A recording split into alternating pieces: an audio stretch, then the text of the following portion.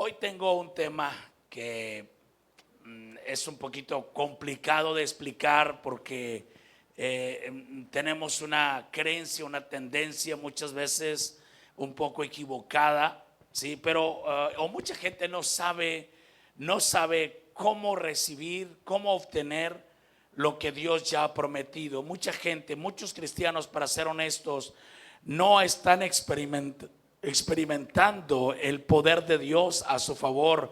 No están mirando el cumplimiento de las promesas en sus vidas. No lo están viendo. Y es importante, hermanos, que nosotros sepamos cómo recibir esas promesas de parte de Dios. Como Dios ya las dio, Dios ya las entregó. Lo único que tenemos que hacer es saber cómo tomarlas, porque si Dios cambió mi vida, Dios puede cambiar tu vida.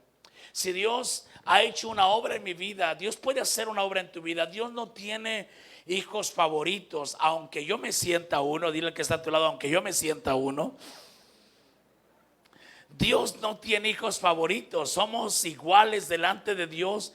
Dios nos ama exactamente igual. Lo que Dios hizo con una persona lo quiere hacer también contigo. Dios no cambia, Él es el mismo para con todos. La pregunta sería entonces, ¿por qué parece que en algunos se manifiesta más que en otros, verdad? Y bueno, la diferencia no está en Dios, la diferencia es en nosotros, en la forma en que creemos y en la forma en que caminamos delante del Señor. Entonces, qué importante es que tú y yo podamos entender esto. Voy a invitarte a Hebreos 6:12. La palabra dice, Hebreos 6:12, dice, Hebreos 6:12. Lo voy a esperar porque quiero leer de la Nueva Traducción Viviente. En la pantalla va a aparecer la traducción antigua. Y la traducción antigua dice, Hebreos 6:12, dice que no os hagáis perezosos, más imitadores de aquellos que por la fe y la paciencia heredan las promesas. Y mire, Hebreos 6:12 dice, entonces no se volverán torpes ni indiferentes espiritualmente. En cambio, seguirán el ejemplo de quienes, gracias a su fe y perseverancia, heredarán las promesas de Dios. Voy a volverlo a leer. Dice, entonces no se volverán torpes ni indiferentes espiritualmente. Wow, esto significa que hay algunos en Cristo, gente de parte de Dios, gente que son de Dios, pero que se han vuelto torpes o indiferentes espiritualmente. Dice, en cambio, seguirán el ejemplo de quienes, gracias a su fe y perseverancia, heredarán las promesas de Dios. Y quiero comentarte que una herencia es algo que ya está hecho. Dígalo conmigo, una herencia es algo que ya está hecho. O sea, es algo que alguien ya trabajó.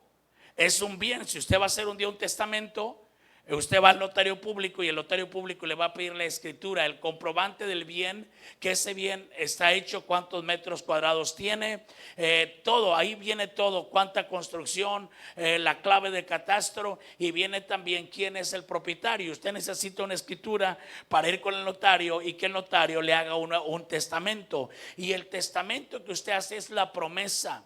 El testamento es la promesa, pero la promesa está garantizada por el bien que ya está puesto ahí. Y qué importante es que nosotros entendamos que la promesa ya está hecha porque la herencia ya está ahí. Una herencia es algo que ya está hecho, es tangible, es algo palpable y hay un documento que avala esa propiedad. Las promesas de Dios son el documento. Sí, es el testamento. Las promesas de Dios, aquí está el documento del testamento. Este es el documento. Este documento es un testamento que avala la propiedad. Cuando Cristo fue a la cruz y dijo consumado es, ahí nos dio todo en herencia y se escribió el testamento. Ya está listo, consumado es ya está listo. Esto nos pertenece. Pero para que yo pueda ir abrir el testamento, el testador debe haber muerto. En este caso Cristo ya murió. Ya podemos ir a abrir el testamento, ya podemos hacerlo. Pero ¿por qué muchos cristianos no han abierto el testamento? ¿Por qué muchos cristianos no entienden lo que les pertenece en Cristo? Y muchas veces parece que sí lo leyeron y lo quieren, pero hay algo que es importante destacar. Muchos creyentes, aunque lo lean, lo declaren, lo griten, no lo reciben, no lo tienen, no disponen de él. ¿Por qué? Eso es lo que vamos a hablar hoy. Eso es lo que vamos a entender. Hay que tomar lo que ya nos pertenece, pero ¿cómo tomarlo?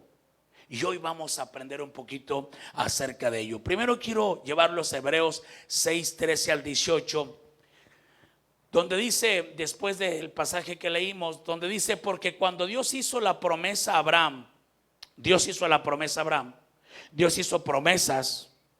No pudiendo jurar por otro mayor, juró por sí mismo, diciendo: de cierto te bendeciré con abundancia y te multiplicaré grandemente. Y habiendo esperado con paciencia, alcanzó la promesa. Porque los hombres ciertamente juran por uno mayor que ellos, y para ellos el fin de toda controversia es el juramento para confirmación. Por lo cual, queriendo Dios mostrar más abundantemente a los herederos de la promesa la inmutabilidad de su consejo, interpuso Dios juramento y juró por él mismo, para que por dos cosas inmutables, en las cuales es imposible que Dios mienta, tengamos un fortísimo consuelo los que hemos acudido para asirnos de la esperanza puesta delante de nosotros. Dice que Abraham, habiendo esperado con paciencia, durante este tiempo de espera para alcanzar la promesa, para tomarla, para verla, muchos cristianos son atacados en su fe.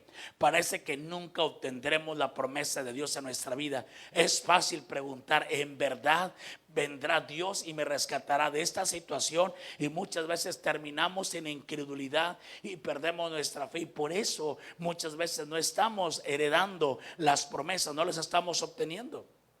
También dice esta porción: y habiendo esperado con paciencia, alcanzó la promesa. Dios vino por Abraham, Dios vino e incluso selló su promesa con un juramento por sí mismo. De hecho, no pudo jurar por otro mayor, juró por sí mismo. Este juramento mostró que las promesas de Dios, así como su carácter, nunca cambian.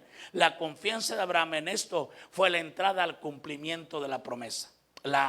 La confianza que Abraham depositó en Dios. Dios ha jurado por sí mismo, Dios nos ha entregado la promesa, y sin duda que Dios lo va a hacer. Ahora, ¿cuánto tiempo tardó Abraham para poder recibir, para poder ver con sus ojos la promesa cumplida? Abraham tardó 25 años porque Dios le dio la promesa, y después de eso pasaron 25 años hasta que él tuvo la promesa visible, palpable y tangible, hasta que abrazó a su hijo en su mano. ¿Está aquí conmigo? Dice también, este escritura dice: para que por dos cosas inmutables, en las cuales es imposible que Dios mienta, tengamos un fortísimo consuelo. Las dos cosas inmutables que no cambian, la palabra dice: por dos cosas inmutables tengamos un fortísimo consuelo. ¿Cuáles son esas dos cosas que no cambian? Lo que no cambia de parte de Dios es la promesa de Dios y el juramento de Dios. Eso no va a cambiar, pase lo que pase, el juramento no va a cambiar. Es imposible que Dios mienta. Dios no miente con respecto a la promesa, y Dios no miente con respecto a su juramento. Deberíamos tener confianza que Dios hará lo que Él ha dicho que va a hacer. ¿Dicen amén conmigo? Aleluya. Fíjese, Dios tiene promesas. Dios dice este versículo, dice: a fin de asirnos. Déjeme leerlo un poquito más. Dice para que por dos cosas inmutables, en las cuales es imposible que Dios mienta, tengamos un fortísimo consuelo. Y dijimos que las dos cosas son la promesa y su juramento. Y dice más adelante que necesitamos asirnos. Dice: los que hemos acudido para asirnos de la esperanza puesta delante de nosotros. Nosotros nos asimos a la esperanza, a la promesa de la palabra de Dios, creyendo que va a suceder lo que Dios ha prometido. Y cuando la palabra de Dios menciona que hemos de asirnos a la promesa, se está haciendo referencia a las ciudades de refugio. Y se los quiero leer porque Dios había dado un mandamiento en el Antiguo Testamento acerca de que debería haber ciudades de refugio. Y vamos a ver Números 35, 10 al 12. Dice: habla a los hijos de Israel y diles: cuando hayáis pasado al otro lado del Jordán, a la tierra de Canaán, os señalaréis ciudades, ciudades de refugio tendréis, donde huya el homicida que hiriere a alguno de muerte sin intención. Y os serán aquellas ciudades para refugiarse el vengador, y no morirá el homicida hasta que entre en juicio delante de la congregación. Increíble. Desde el Antiguo Testamento miramos la gracia de Dios, es decir, cuando alguien accidentalmente mataba a alguien, no intencional, sino que accidentalmente, y viniera el vengador, porque la ley decía, la ley del talión estaba vigente, y la ley del talión era ojo por ojo y diente por diente. Es decir, si yo hacía algo contra alguien, me lo iban a hacer a mí, legalmente me lo iban a hacer a mí también. Entonces, para que alguien que de manera accidental hiriera a alguien y muriera, el vengador iba a salir detrás de él para matarlo. Pero el que había cometido el asesinato accidental podía correr a las ciudades del refugio. Y cuando corría a la ciudad del refugio, ahí tenía resguardo. Y la verdad que él era libre hasta que el sacerdote de esa ciudad muriera. Él podía salir otra vez y sin culpa, ¿sí? Entonces es importante entender que las ciudades del refugio son Cristo Jesús, y que Cristo Jesús nos tomamos de Él por medio de las promesas, nos asimos por las promesas que tenemos. Es como nos asimos a Cristo Jesús. Y así como alguien que había cometido ese ilícito podía correr a la ciudad del refugio y resguardarse, nosotros también nos podemos resguardar en la ciudad del refugio, en nuestra ciudad de refugio, que es Cristo Jesús. Tanto Jesús como las ciudades de refugio están al alcance de la persona necesitada. Un lugar de refugio no sirve de nada menos de que alguien pueda llegar a él. Es decir, en la nación de Israel había ciudades distribuidas geográficamente correctas. ¿De qué me sirve que yo hiciera algo y accidentalmente maté a alguien y va a venir el familiar para matarme y yo quiera correr, pero la ciudad de refugio está a 1000 kilómetros? Pues ¿cuándo voy a llegar? La cercanía de las ciudades de refugio habla de que Dios está cercano a nosotros. Dios no está lejos. Aleluya, dáselo fuerte al Señor, amén. Dios no está lejos de ti. Que tú lo sientas en ocasiones lejos no significa que realmente esté lejos, porque nuestras emociones pueden cambiar. Y de hecho yo les he dicho que a veces sentimos la presencia de Dios menos cuando es fin de quincena, ¿verdad? ¿Verdad? A veces sentimos más la presencia de Dios cuando es principios de quincena. Pero sabes que eso no tiene nada que ver que Dios esté o no esté por nuestra situación económica o nuestra situación de salud. No, no tiene nada que ver. Dios siempre está cercano. Cercano está Jehová a todos los que lo invocan de corazón. Tanto Jesús como las ciudades de refugio están abiertos para todos. No solamente para la israelita. Nadie tiene que temer que se le dé la espalda en su lugar de refugio en tiempos de necesidad. Las puertas de esas ciudades estaban abiertas para todos. Extranjeros o judíos podían ir a esa ciudad. Nosotros podemos ir a Cristo Jesús. No importa cuánto tengas, no importa cuál sea tu color de piel, no importa cuál sea tu estatus social, tú puedes ir y saber que el Señor tiene puertas abiertas para ti. ¿Estás aquí conmigo? Tanto Jesús como las ciudades de refugio eran lugares donde el que estaba en necesidad podía vivir en tiempos de necesidad. Ahí podía vivir. Uno no viene a una ciudad de refugio solamente para ver alrededor. Uno viene ahí para vivir. Tanto Jesús como las ciudades de refugio son la única alternativa para el que está en necesidad. Sin este refugio la destrucción es segura. Cristo Jesús es un refugio seguro. Tenemos que acudir delante de él, de lo contrario seremos destruidos.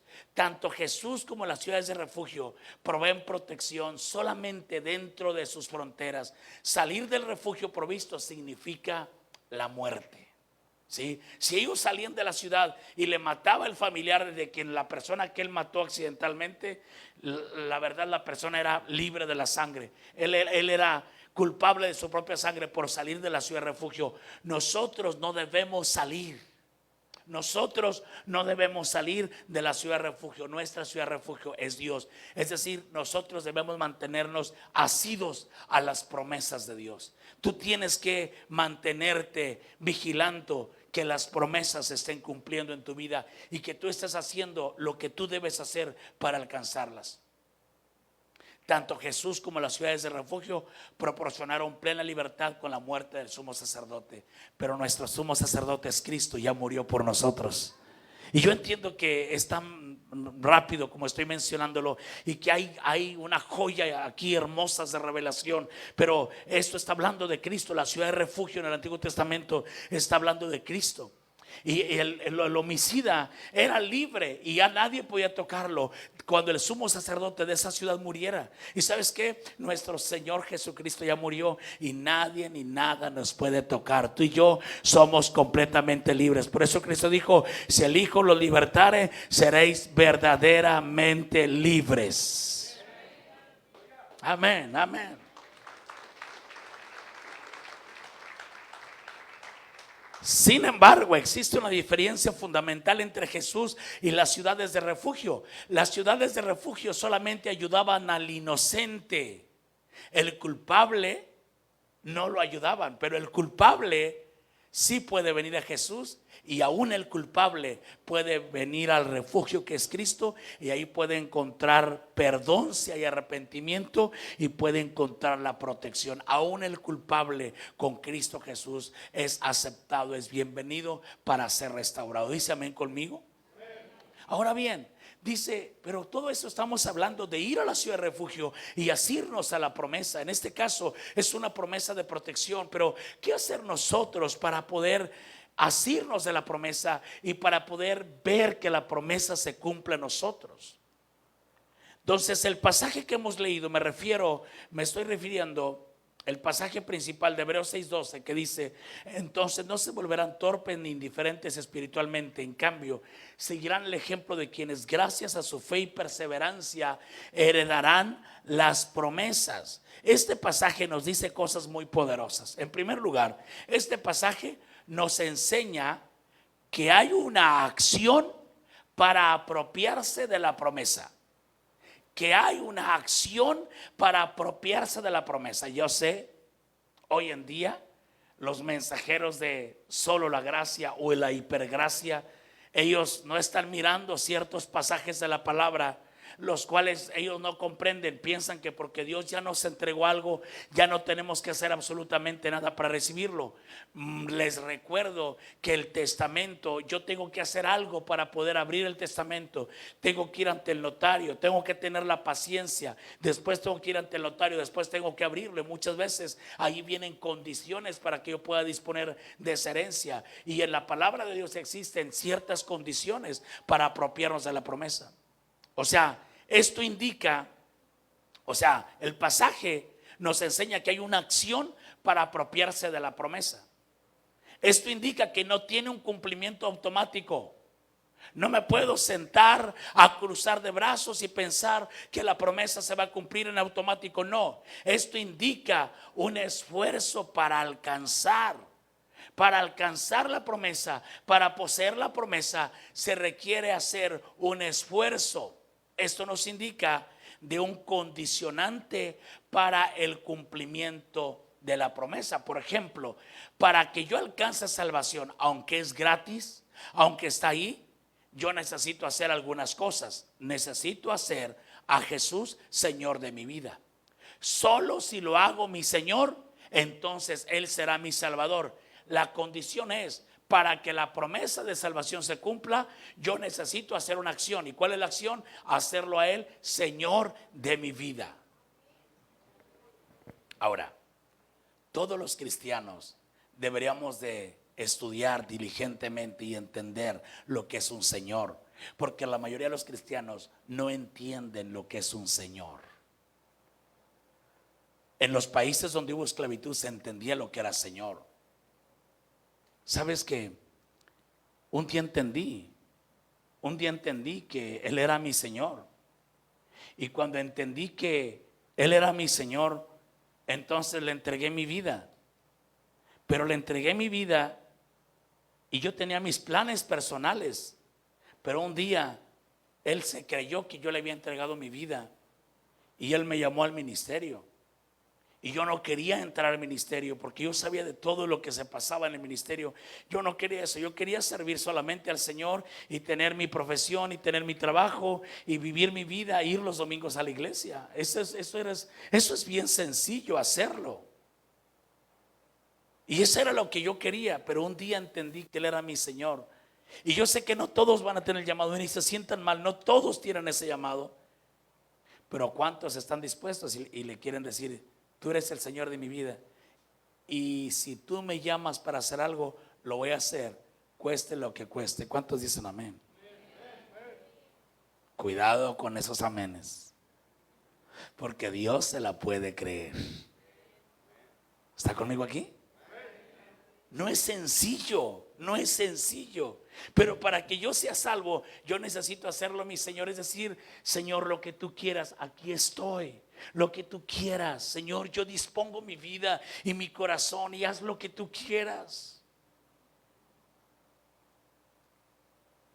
Hay tantas cosas que tengo que decir acerca del señorío de Dios. ¿Sabe que hay un modelo bíblico para que Dios te dé la esposa? Jóvenes, hoy en día los jóvenes no saben ni qué onda de depender de Dios, de confiar en Dios, y no saben muchas veces. Y las chicas también a veces no entienden cómo. Pero en estos días voy a dar un mensaje que se va a tratar acerca de cómo ser guiado a la perfecta voluntad de Dios, porque yo creo en la perfecta voluntad de Dios.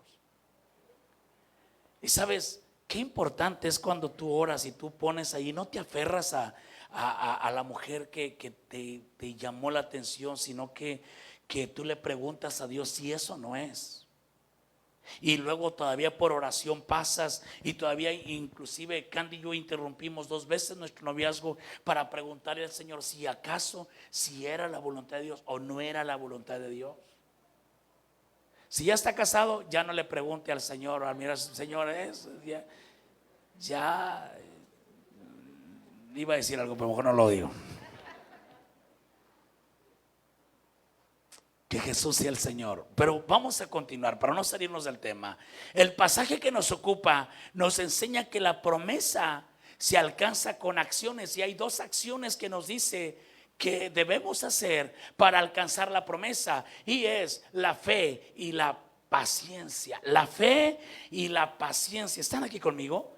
La fe y la paciencia. Y solamente los que sabemos cómo desarrollar fe, sabemos que para la fe, para desarrollar fe, es un trabajo. Yo entiendo, el Espíritu Santo hace lo de él, pero yo hago la otra parte. La otra parte que yo hago es que me meto a la palabra de Dios. Empiezo a leer las promesas de Dios. Hay ocasiones que no tengo fe, pero yo sé cómo cargarme de fe. Yo voy a la palabra, y luego voy a la oración, y luego voy a la comunión con Dios a través de la adoración. Y entonces cuando yo salgo de ese tiempo, mi fe está otra vez hasta arriba. Hay gente que no sabe cómo trabajar con su corazón. Hay gente que es esclavo de sus emociones, de sus sentimientos. Son un desastre. Un día están arriba, otro día están abajo. No tiene por qué ser, a menos que necesite algunas vitaminas, y que su depresión sea por una cuestión de vitaminas, una cuestión médica que usted necesita consultar. Pero no es normal que la gente esté arriba, bien emocional arriba, y luego otros días abajo, y luego otro arriba, porque dice la Biblia que nunca harás absolutamente nada, porque el hombre dice de doble ánimo es inconstante en todos sus caminos. Dice que el que es de doble ánimo, dice, no piense que recibirá cosa alguna del Señor. ¡Wow! ¿Cómo?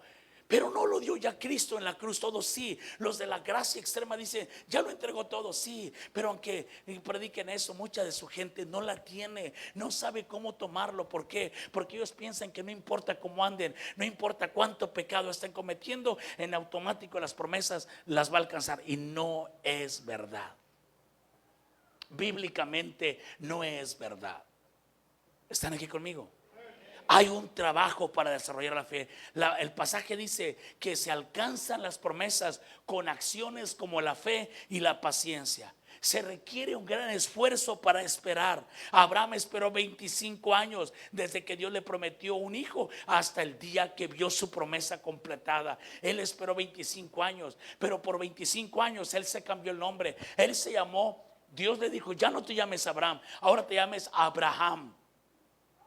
Tú eres padre de multitudes. En fe él recibió la promesa, pero no fue suficiente. Él tuvo que esperar 25 años.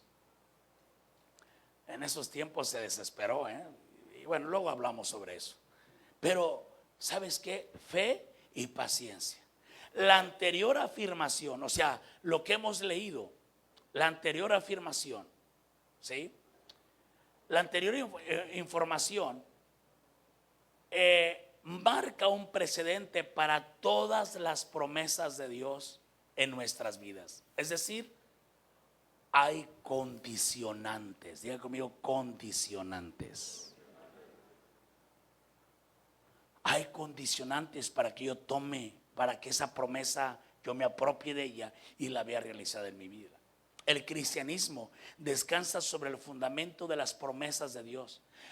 Todo el cristianismo descansa en las promesas de Dios, porque el justo por la fe vivirá. Y toda la fe que yo puedo tener va a descansar en lo que Dios me ha prometido, en lo que Dios ha dicho en su palabra. Por lo tanto, todo el cristianismo, toda mi fe va a descansar en las promesas de Dios. Ya hay dos tipos de promesas: las promesas incondicionales y las promesas condicionales. El cumplimiento de una promesa incondicional depende solo de Dios. Un ejemplo de esto es el pacto que Dios hizo, que no volvería a destruir la tierra mediante un diluvio, en Génesis 9:11.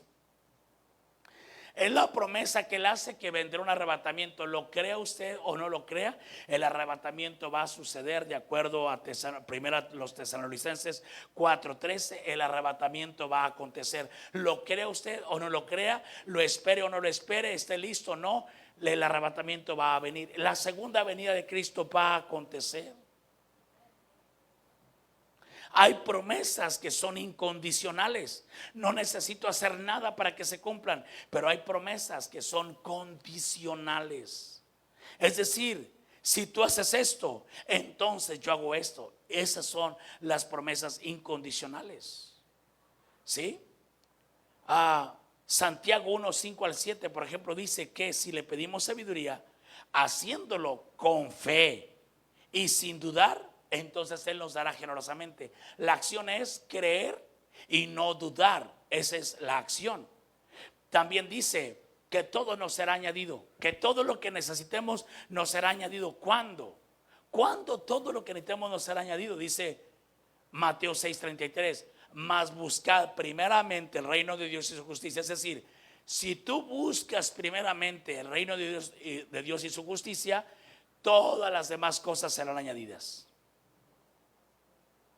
Si tú haces esto, yo hago esto. Es la promesa condicionante. Es el punto en el cual los cristianos muchas veces no están entrando.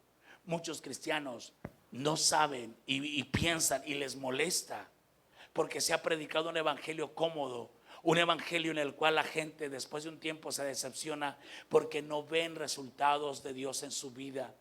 Pero el evangelio que predicamos es esta es la verdad. Aquí está consagrada la palabra de Dios. Y de hecho los requisitos, las condiciones son mínimas. Y todas las condiciones que Dios pide son para nuestro propio bien. Si tú haces esto, yo haré esto. Si buscas primeramente mi reino, si lo buscas primeramente mi reino y su justicia, entonces todo lo que pidas te será añadido. Amén. Y esa es palabra de Dios. Ese es lo que dice su palabra. El Señor Jesús promete que si buscamos primeramente el reino, entonces sí, todo lo que necesitemos será provisto. El Señor será justo lo que ha prometido, pero cuando hay una condición, usted debe satisfacer los requisitos que Él ha establecido. Si todavía está esperando que Dios cumpla una promesa en particular, revise el contexto para ver si hay alguna condicionante. Luego asegúrese de que usted está cumpliendo su parte, y recuerde que si bien el cumplimiento es seguro, el tiempo siempre estará en las manos de Dios. Entonces, por lo que anteriormente hemos dicho, esto nos lleva a adoptar una nueva manera de leer la palabra. Para muchos de nosotros debemos de ver en cada promesa la condicionante. Dice, voy a leer segundo de Crónicas 7, 17 al 20. Le está diciendo el Señor a Salomón, le está hablando el Señor a Salomón y le dice, primero se lee la condicionante. Si tú anduvieres delante de mí como anduvo David tu padre, e hicieres todas las cosas que yo te he mandado, y guardares mis estatutos y mis decretos, luego viene el entonces. Entonces yo confirmaré el trono de tu reino, como pacté con David tu padre, diciendo, no te faltará varón que gobierne en Israel. Mas si vosotros os volviereis y dejaréis mis estatutos y mandamientos que he puesto delante de vosotros, y fuereis y sirviereis a dioses ajenos y los adoraréis, yo os arrancaré de mi tierra que os he dado, y esta casa que he santificado a mi nombre, yo la arrojaré de mi presencia y la pondré por burla y escarnio de todos los pueblos. Y pasó. Salomón se apartó, y durante el reinado de Roboam y Jeroboam vino el partimiento del reino, y vino la diáspora y sacaron a los judíos, y se escribió Lamentaciones, y viene Jeremías lamentándose de cómo quedó Jerusalén hollada en cenizas, cómo quedó destrozada Jerusalén. ¿Por qué? Porque no cumplieron con la condicionante de Dios. Usted y yo no podemos vivir en pecado y pensar que salimos ilesos. No podemos nosotros estar violando la palabra y pensar que nada nos va a pasar. ¿Por qué? Porque si bien Dios no lo hace, no es un activo con respecto al castigo, pero su cobertura se retira de nosotros y el maligno, quedamos expuestos ante el maligno. Entonces, hoy veremos algunas condicionantes para el cumplimiento de algunas 5 promesas de la Biblia. Las 5 áreas que más nos interesan, por las que más la gente pide. Y en primer lugar es la salvación eterna, la promesa de salvación. ¿Qué debo hacer para ser salvo? Aunque Cristo murió por todos en la cruz del Calvario, lo cierto es que no todos son salvos. ¿Está conmigo aquí? Cristo murió por todos, pero no todos son salvos. ¿Quiénes son salvos? Romanos 10, 9 al 10. Por tanto, así dijo Jehová, si te convirtieres, es la acción, si te convirtieres, yo te restauraré y delante de mí estarás. Y si entresacares lo precioso de lo vil, serás como mi boca. Conviértanse ellos a ti y tú no te conviertas a ellos. Eso está en Jeremías 15 al 19. Y regresando a Romanos 10, 9 al 10, por favor, dice que si confiesas con tu boca que Jesús es el Señor, si tú confiesas, es la acción, si tú confiesas con tu boca que Jesús es el Señor y crees en tu corazón, creer también es un verbo y también denota acción, y crees en tu corazón que Dios le levantó a los muertos, serás salvo. Están las condicionantes y está también la promesa. Voy a ser salvo cuando yo confiese con mi boca que Jesús es el Señor y crea en mi corazón que Dios le levantó a los muertos. Cuando tú haces eso, entonces tú eres salvo. Por eso la salvación está dispuesta para todos, pero no todos son salvos, porque no todos han confesado a Jesucristo como Señor de su vida. Y de hecho, en la vida, en la persona donde Jesús no sea el Señor, Jesús no es el Salvador. Necesito hacer a Jesús al Señor para que Él sea el Salvador de mi vida. Ese es en cuanto a la salvación del alma, pero también en cuanto a la sanidad divina. ¿Cuánta gente está creyendo por sanidad? ¿Y cuántos creyentes no han logrado y han muerto antes de tiempo? Y ¿sabes qué?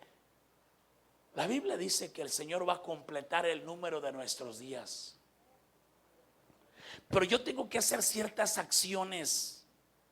En primer lugar, yo necesito tener fe para sanidad. Necesito creer la palabra, que Él es mi sanador. Y antes que todos, poner a Dios en primer lugar, confiar en Él.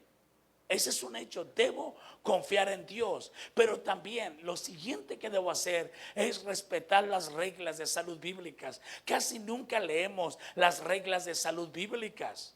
Por ejemplo, ¿hay reglas de salud bíblica en el Nuevo Testamento? Sí, cuando Pablo le dice a Timoteo, le dice, ya no bebas agua, sino que usted sabe, en aquellos días pues no había agua purificada. Le dice, ni quiero decirlo porque algunos se van a agarrar de ahí. Mejor ni termino ese pasaje, ¿verdad? Ese pasaje dice, ya no bebas agua, le dice Pablo a Timoteo, sino bebe un poco de vino. ¿Por qué? Porque estaba destilado, ¿verdad? Y estaba, no tenía las contaminantes del agua, ¿sí? Y porque este hombre estaba enfermo. Pero usted sabía que en la Biblia, en el Antiguo Testamento, no tengo tiempo de ir allá y leer todo, pero en la Biblia hay algunas reglas de salud bíblica. Por ejemplo, en la Biblia dice qué animales deberíamos comer y qué no. En la Biblia dice que comer puerco es pecado. O bueno, ya no es pecado en el Nuevo Testamento, pero nos hace daño. Ya empezó mal usted, pastor. Están tan ricas las carnitas, ¿verdad? O sea, cuando Dios le da la revelación a Pedro y Pedro ve todos los animales y le dice al Señor, mata y come. O sea, está bien, ese pasaje autoriza, ya todo está limpio, come lo que quieras, está bien. Ya no es pecado, porque antes Dios dijo que comer esas cosas era pecado. Y Dios decía que era pecado para conservar la salud del pueblo, nada más por eso. Entonces la gente se le antojaba el puerco y quería comer puerco, pues dice, no como porque es pecado. Pero no sabía que lo que Dios estaba diciendo, no comas porque te hace daño. Pero aunque ya no sea pecado bíblicamente comer puerco, sigue siendo perjudicial para la salud comerlo. Yo la semana pasada me aventé unas carnitas. ¿Sabe usted que el camarón bíblicamente está prohibido comerlo? Es más, ahí la palabra dice qué animales puedes comer y qué animales no debes comer. Los animales que puedes comer son los que te van a hacer bien, son limpios. Los animales impuros son que te pueden contaminar. Bueno, según los dichos, no estamos seguros, pero por la cocina gourmet de China fue gracias a que se propagó el coronavirus, ¿verdad? Por la sopa aquella de murciélago. Bueno, eso es lo que dice, no sé, que hay médicos, de repente me están diciendo, pastor, ¿qué está hablando, verdad? Es lo que nos contaron, ¿no? Sí, es lo que se dijo. Entonces es importante que nosotros no solamente creamos a Dios por la sanidad divina y declaremos la palabra, sino que accionemos qué cosas debo comer y qué cosas no debería comer. ¿Está conmigo aquí? Ya están bien tristes todos ustedes. Estaban pensando en no sé qué cuando salieran de aquí de la iglesia, ¿verdad? Ahora, la palabra dice que somos mayordomos, somos administradores, pero no solamente soy mayordomo o administrador de la iglesia, no solamente eso, no solamente soy mayordomo y administrador de mi familia, yo también soy mayordomo y administrador de mi cuerpo. La Biblia dice que este cuerpo es templo del Espíritu Santo. Como ven, Dios me dio una catedral a mí, ¿verdad? Pero debo de cuidarlo. Si usted no cuida este cuerpo, si usted no se ejercita regularmente, yo sé que no es el mensaje espiritual que todos esperan y pónganos manos, pastor, y que nos caigamos llenos del Señor. Y yo entiendo estas cosas, pero Dios nos dio una sabiduría y está consagrada en su palabra. Y cuando respetamos este libro, nos va a ir bien. Amén, hermanos. Esa palabra de dile al justo que le va a ir bien, no solamente es le va a ir bien nada más porque Dios quiere que te vaya bien, no, sino que hacemos si obedecemos a Dios en su palabra, nos va a ir bien. ¿Por qué cree usted que la palabra decía, el apóstol Pablo hablando, dice, porque el ejercicio corporal para poco es provechoso? No dijo que no era provechoso, él dijo porque el ejercicio corporal para poco es provechoso. Él se refería a todos los gimnastas y todos los hombres que vivían haciendo ejercicio. Usted sabe, estaban las justas griegas y todo esto, estos hombres súper musculosos, ¿verdad? Que les ponían esos laureles en la cabeza y bueno. Y dice el apóstol Pablo, había quienes estaban todo el día en eso. Y dice Pablo, el ejercicio corporal para poco es provechoso, Pero ese versículo no lo tome para usted. ¿Sabe por qué para ellos era poco provechoso el ejercicio? Porque ellos a todos lados iban caminando. Y usted y yo a todos lados vamos en el carro con el clima encendido. ¿Está aquí? Entonces somos mayordomos de nuestro cuerpo, somos administradores. ¿Qué estás haciendo con tu cuerpo? Es importante. ¿Qué estás comiendo? ¿Cómo estás comiendo? Y yo entiendo que yo les he dicho que en esa área no soy la última autoridad espiritual ahí, que ese ha sido mi talón de Aquiles. Ahí es donde he batallado tanto. A mí me ha gustado la comida, yo he disfrutado la comida, pero es importante que cuidemos el cuerpo. ¿Está aquí conmigo? Ahora bien, hay diferentes niveles de fe. Por ejemplo, hay gente que puede creer que cuando tiene un problema puede solamente creer a Dios y declarar la palabra y es sano. Pero hay quienes pueden tener fe que Dios, sin necesidad de cirugía, con los medicamentos, Dios usa ese medicamento y puede recibir salud. Y hay quienes pueden creer que con cirugía puede ser Dios intervenir las manos de los médicos y que la cirugía sea un éxito. No trate de quedarse en un nivel de fe de que usted, si usted necesita consultar a un médico, usted está enfermo, usted vaya y debe consultar al médico. No postergue la consulta. Usted tiene que hacerse ciertos exámenes. Las mujeres cada año van y se hacen el Papá Nicolau. ¿Cuántos hombres que están aquí hace cuánto hicieron su examen de próstata?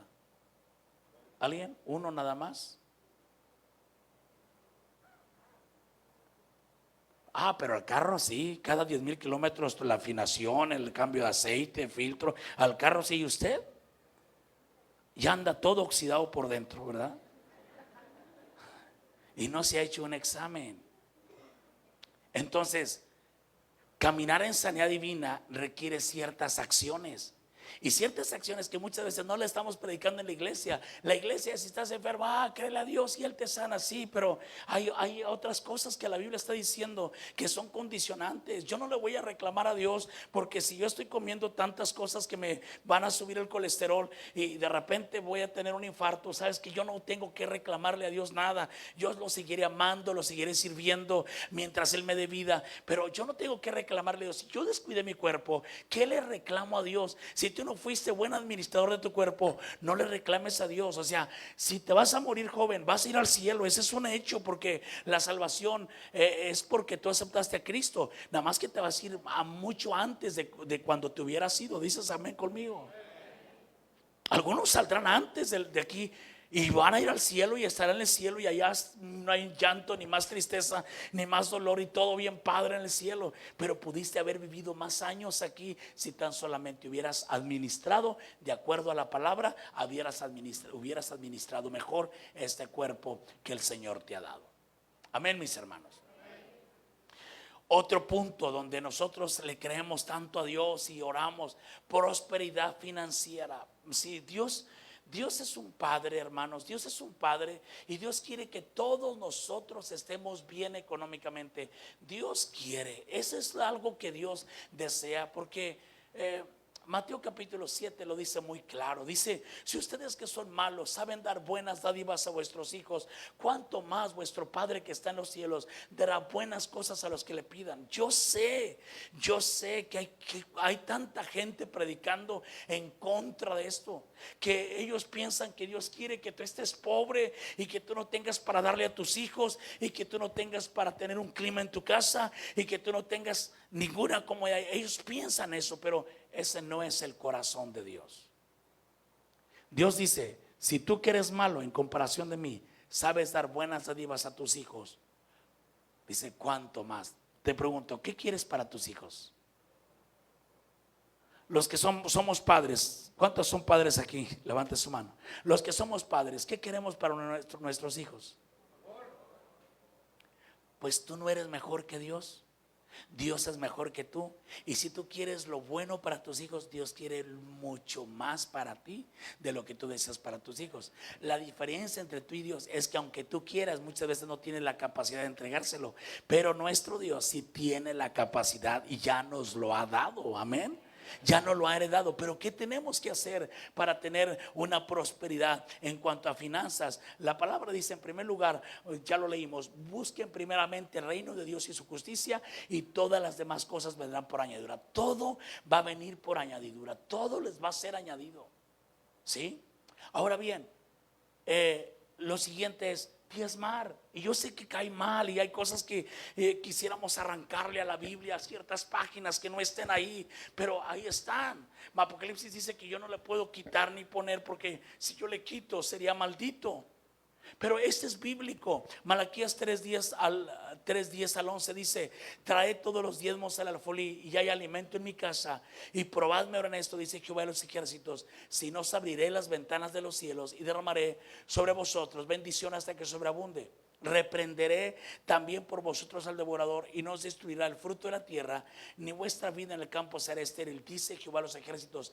Cuando tú diezmas de acuerdo a la palabra, queda un blindaje sobre tu vida, porque estás caminando en obediencia a la palabra de Dios. Y cierto es que con nuestro Dios nos encantan las promesas, pero muchas veces no nos gustan las condicionantes, no nos gustan los mandamientos. Pero cuando somos hijos de Dios y viene la revelación a nuestra vida, nos damos cuenta que es gracias a eso, a esa acción de obediencia, que estamos bendecidos en el nombre de Jesús. Ahora, alguien me dirá: pastor, eso de los diezmos solamente está en el Antiguo Testamento, no está en el Nuevo Testamento. No, no se equivoque. Mateo 23:23 dice, Cristo hablando a los fariseos, y les dice: ay de vosotros, escribas y fariseos hipócritas, porque diezmáis la menta y el eneldo y el comino, y dejáis lo más importante de la ley, la justicia, la misericordia y la fe. Dice, esto era necesario hacer, o sea, la justicia, la misericordia y la fe, sin dejar de hacer aquello, sin dejar de diezmar. ¿Está aquí conmigo? ¿No se ha ido el gozo del Señor? Hebreos habla también de que efectivamente aquí se diezma. Y en aquel tiempo es cierto, Jesús no podía recibir los diezmos, ni los apóstoles, ni la iglesia primitiva recibía los diezmos, porque el templo estaba ahí y todo era una ley civil que todos tenían que diezmar en el templo.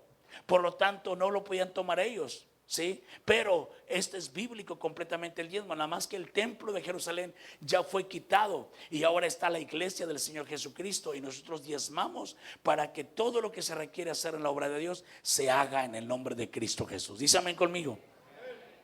Ahora bien, aparte de eso, la palabra dice que es semilla. 2 Corintios 9:6 al 7 dice: pero esto digo, el que siembra escasamente también segará escasamente, y el que siembra generosamente, generosamente también segará.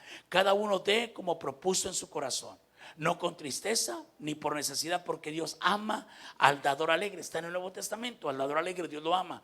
2 Corintios 9:10, y el que da semilla al que siembra y pan al que come, proveerá y multiplicará vuestra sementera y aumentará los frutos de vuestra justicia. ¿Cuál es el regalo de Dios?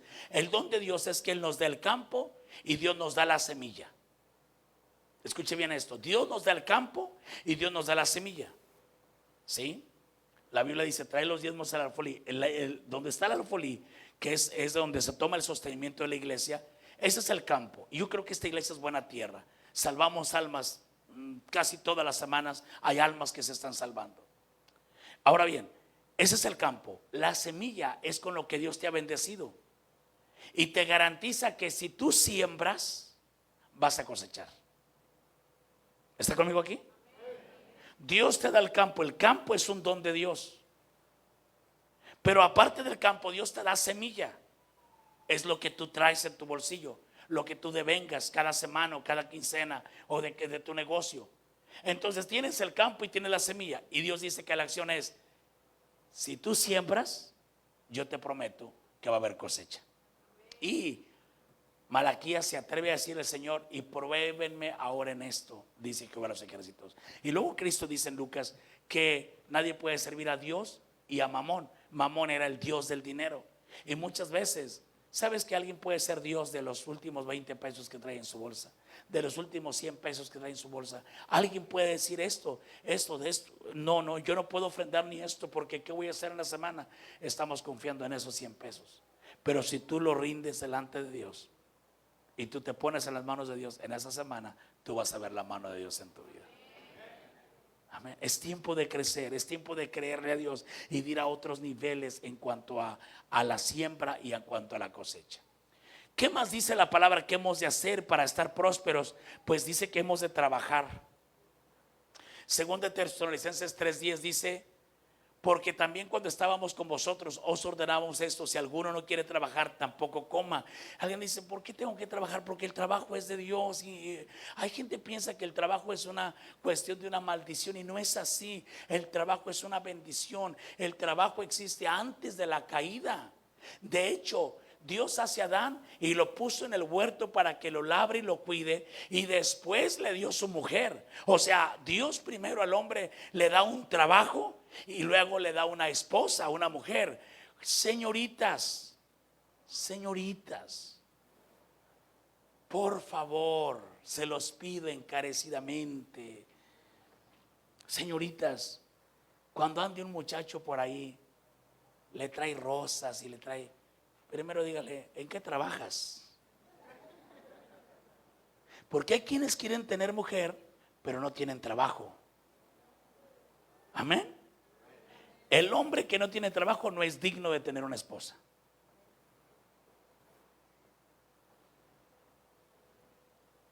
Ay, pastor. Algunos dicen: mejor no hubiera venido hoy.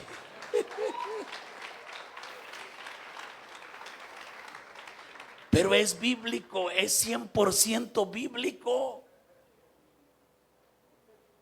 Génesis lo dice muy claro, Génesis capítulo 1 y 2. Dios crea a Adán y no le dio mujer.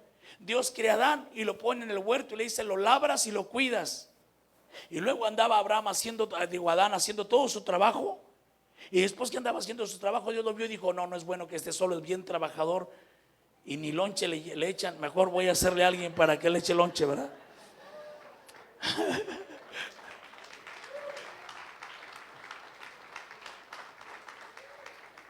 Es que yo no entiendo muchas veces el enamoramiento se pierden completamente. Piensan que, imagínate, por amor se casa el muchacho bien guapo, más o menos como yo, ¿verdad? Pero no trabaja el muchacho entonces. Y resulta que entonces puros abrazos y besos. Primer día abrazos y besos, pueden ayunar. Segundo día abrazos y besos, pero le da hambre y él abrazos y besos. Un hombre digno es un hombre que trabaja. Amén. Que trabaja. Y luego que trabaje, administrar correctamente. Parte de la prosperidad es saber administrar el dinero. Pero ya es otro tema. Pero es importante que tengamos todas estas acciones para poder tener prosperidad financiera. Dios quiere que tú estés bien. Dios quiere que te vaya bien. Sí, jóvenes, porque ya se me quedaron algunos muy tristes de haber venido. Jóvenes, chicas, no le exijan más a un hombre. Amen un hombre que sea activo, dinámico, no meramente rico. Sí, amen un hombre que le eche muchas ganas. Quizás no lo tiene todo ahora, no hay problema. Candy y yo nos casamos y no tuvimos nada. Pero ¿sabes qué? Teníamos ya ya habíamos construido un edificio para hacer el ministerio y ya teníamos perfiles. Al poco tiempo de que nos casamos, fui director de un instituto y trabajé en varias cosas. Pero mujeres, no le exijan a tu esposo, no le exijas más de lo que él te puede dar. Hombre, esfuérzate en darle todo lo que puedas a tu esposa. Pero mujer, no le exijas más de lo que él te puede dar. Y lo que él ponga en tus manos, administralo correctamente, administralo sabiamente. Cierto es que nunca tendremos todo lo que los demás tienen, pero que lo que tenemos lo administremos correctamente. Dice amén conmigo, hermanos. Y por último, hermanos, respuesta a las oraciones. ¿Qué debo hacer para que Dios me escuche? Él ha prometido que Él te va a escuchar, pero nada más así. ¿O por qué he orado y parece que Dios no me ha escuchado? Y muchas veces no entendemos por qué no tenemos ese refrigerio en donde todo lo que le pidamos a Dios en automático esté sucediendo. Y Hechos 3:19 dice algo muy importante. Dice: así que arrepentíos y convertíos para que sean borrados vuestros pecados, para que vengan de la presencia del Señor tiempos de refrigerio. Si yo estoy pecando, si yo estoy abiertamente en el pecado y le estoy orando al Señor para que Él me bendiga y que Él me dé esto y aquello, que yo tenga un refrigerio, eso no va a suceder. Eso tenemos que entenderlo. Nos estamos perdiendo, en la iglesia se está perdiendo últimamente. Nuestra juventud y nuestra gente muchas veces ellos piensan que vivir en el pecado está bien. La fornicación está bien, adulterio está bien, tanta cosa está bien. Y luego le piden a Dios y quieren vivir y quieren ver la mano de Dios y no se está mirando. ¿Por qué? Y se preguntan, ¿por qué es eso? Bueno, porque la palabra dice: si yo me arrepiento y me convierto, entonces de la presencia del Señor vendrán tiempos de refrigerio. ¿Está aquí conmigo? Otra cosa muy importante, 1 de Pedro 3:7. Hay hombres que sí aman a Dios, hay hombres que sí son justos, hay hombres que sí son hombres que son realmente amorosos con Dios y oran a Dios, pero no están mirando la mano de Dios en sus vidas. Y a veces hay cosas que no las vemos en la palabra. Alguien nomás subraya Mateo capítulo 7, donde dice: todo aquel que pide recibe, el que busca halla y el que llama se le abre. Es una promesa. Y muchas veces la subrayamos esta y nos olvidamos. Usted no puede tomar un versículo y aislarlo de la palabra. La Biblia se explica a sí mismo y la Biblia es su propio intérprete. Mire usted, 1 de Pedro 3:7. De la misma manera, ustedes maridos tienen que honrar a sus esposas. Cada uno viva con su esposa y trátele con entendimiento. Ella podrá ser más débil, pero participa por igual del regalo de la nueva vida que Dios le ha dado. Trátenla como es debido, para que nada estorbe las oraciones de ustedes. ¿Sabe lo que está diciendo aquí? Lo que está diciendo es que si yo trato mal a mi esposa, Dios no me va a escuchar. Ay, Señor, tú dices, ¿cómo es posible? Eso es lo que dice la palabra. Bórrale ese versículo si quieres, arráncale la página. Pero eso es lo que dice la palabra. Pero mujeres, no se les olvide leer 1 de Pedro 3:1-7. Porque al hombre Dios le dice esto en el 7, pero ustedes les dice del 1 al 6. ¿Está aquí conmigo? Es más, no lo iba a leer, pero lo vamos a leer. 1 de Pedro 3:1-6. Por favor, dármelo ahí en la pantalla. 1 de Pedro 3:1-6. 1 de Pedro 3:1-6. Mire lo que dice. La voy a leer en la Nueva Traducción Viviente. Dice: de la misma manera, ustedes esposas tienen que aceptar la autoridad de sus esposos. Voltea ya con su esposa y dígale: ya ven, chaparrita, cuádrese, ¿verdad? Entonces, aun cuando alguno de ellos, dice, entonces cuando alguno de ellos se niegue a obedecer la buena noticia, la vida recta de ustedes les hablará sin palabras. Está hablando de la esposa que es cristiana y tiene esposo que no es cristiano. Dice: ellos serán ganados al observar la vida pura y la conducta respetuosa de ustedes. Y les dice: mujeres, no se interesen tanto por la belleza externa. Ahí no estoy de acuerdo con Dios, pero bueno, está bien. No se interesen tanto por la belleza externa, los peinados extravagantes, ¿sí? Las joyas costosas. Ya está bien, esto es en exceso, pero nada más poquito sí, hermanas, por favor. No se interesen tanto por la belleza externa, los peinados extravagantes, las joyas costosas o la ropa elegante. En cambio, vístanse con la belleza interior que no se desvanece, la belleza de un espíritu tierno y sereno, que es tan precioso a los ojos de Dios. Wow, un espíritu tierno y sereno es precioso a los ojos de Dios. Así es como lucían hermosas las santas mujeres de la antigüedad. Ellas ponían su confianza en Dios y aceptaban la autoridad de sus maridos. Ni un amén en todo el auditorio, ni un amén. Por ejemplo, Sara obedecía a su esposo. Obedecía a su esposo Abraham y lo llamaba Señor, mi Señor, decía. ¿Sí? ¿Ya ve, chaparra?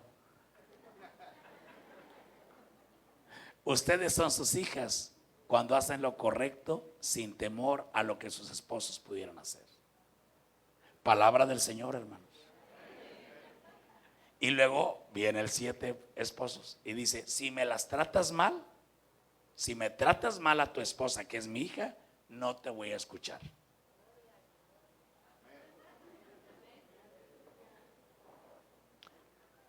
La Biblia reparte para todos, nada más que somos tan egoístas que leemos lo que a nosotros nos conviene, nada más.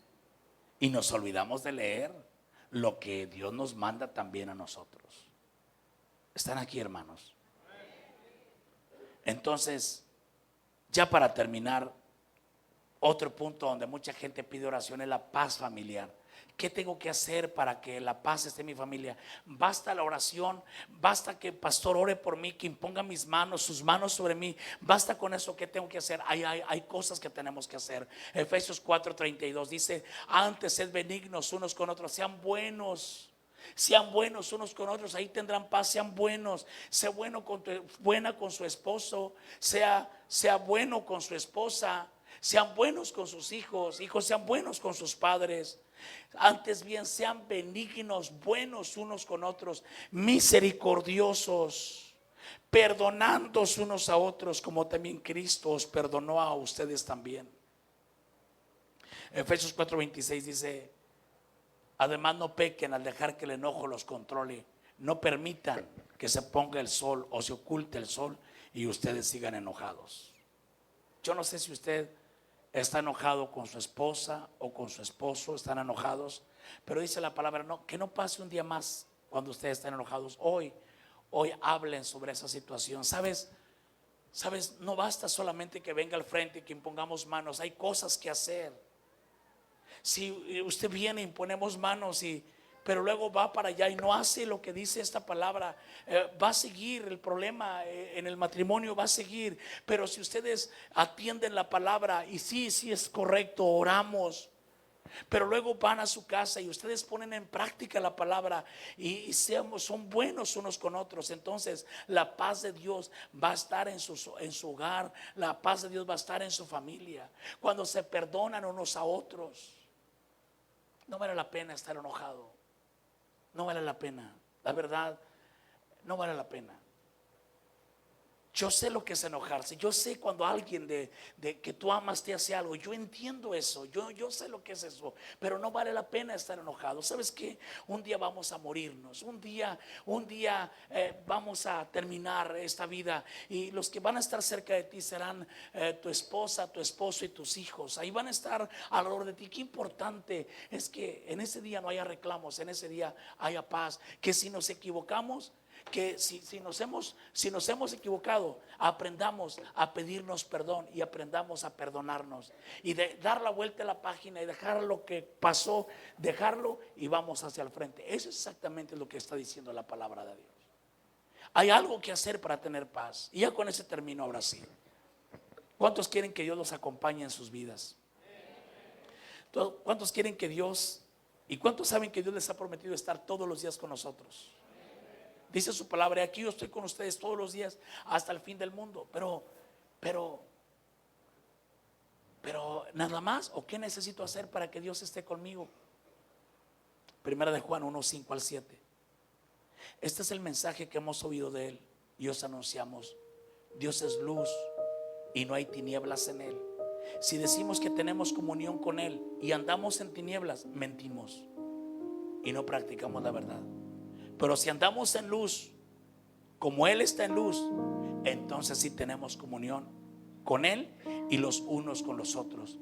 Y la sangre de Jesucristo, su Hijo, nos limpia de todo pecado. Si estoy mal, si estoy caminando en pecado, Dios no va a estar caminando conmigo. Si me arrepiento y le pido perdón, Él me va a perdonar. Su sangre me va a limpiar. y volveremos a tener comunión. Hoy en día hay gente que piensa que Dios está con ellos y viven estilos de vida totalmente lejos de Dios y piensan que Dios está con ellos, porque el cristianismo hemos dado preponderancia a las promesas, pero no hemos hablado de las condiciones, porque hemos tenido un mal concepto de gracia. Hemos tenido un mal concepto de lo que es el testamento. Ya se nos dio, pensamos que no debemos hacer nada para poder poseerlo, pero sí tenemos que tomar acciones para poder poseerlo, como esta mañana ha quedado muy claro. ¿Por qué no se pone sobre sus pies? Quizá no recibió el mensaje que usted esperaba hoy, pero lleva la respuesta. De repente quizá está atravesando una situación difícil en cualquiera de las áreas que acabamos de hablar.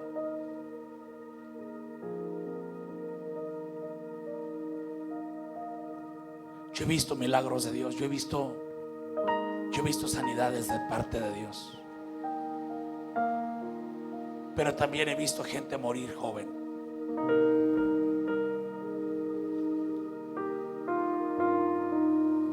Pero cuando le hemos ministrado a personas y le hemos dicho, sabes, arregla esto y esto, arregla esto.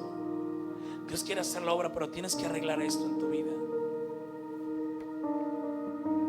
Me da tristeza en mi corazón cuando no se le dio importancia a esa recomendación. Arregla esto y Dios se va a glorificar en tu vida. Dios quiere hacerlo. Y me duele y me rompe el corazón que hemos estado con personas y que sí hemos orado por ellos, pero sí hemos dado el consejo diciéndoles, arregla esto, porque esto no permite que Dios fluya. Pero no lo hicieron. Hubo gente que lloró conmigo y con mi esposa y lloraron en nuestro regazo y oramos, hicimos la mejor oración y con todo nuestro corazón.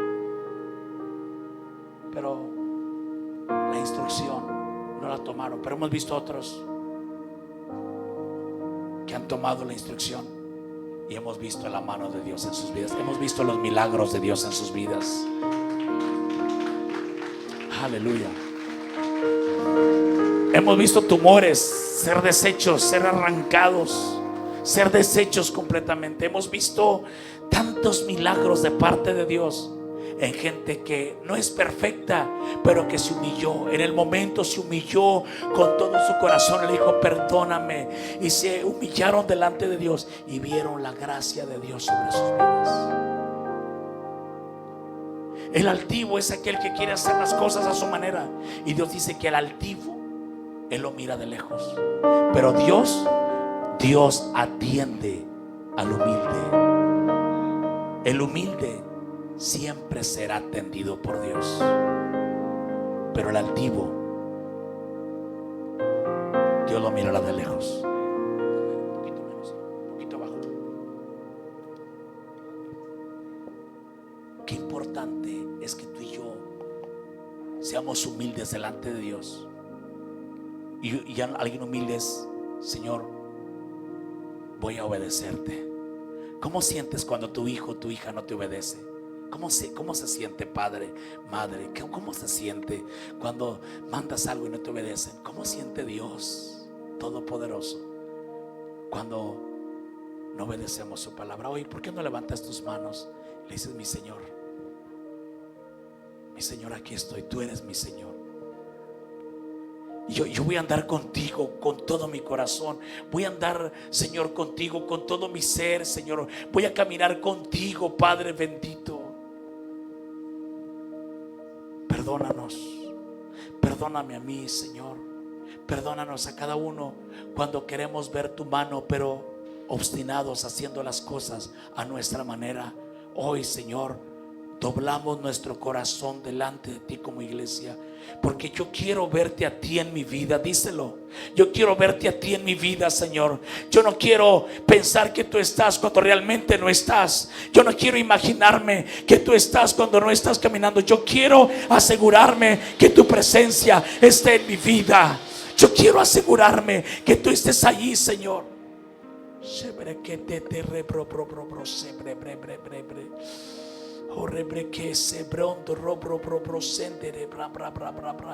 Padre bendito, gracias por la iglesia. Gracias por la revelación en sus corazones. Gracias, Señor, que podemos atender seriamente en las áreas que nosotros estamos teniendo necesidad, en las áreas de nuestra vida donde queremos verte. Que podamos ver la promesa, pero que podamos ver la condicionante, Señor, porque yo quiero ver tu mano de poder, en el nombre de Cristo Jesús.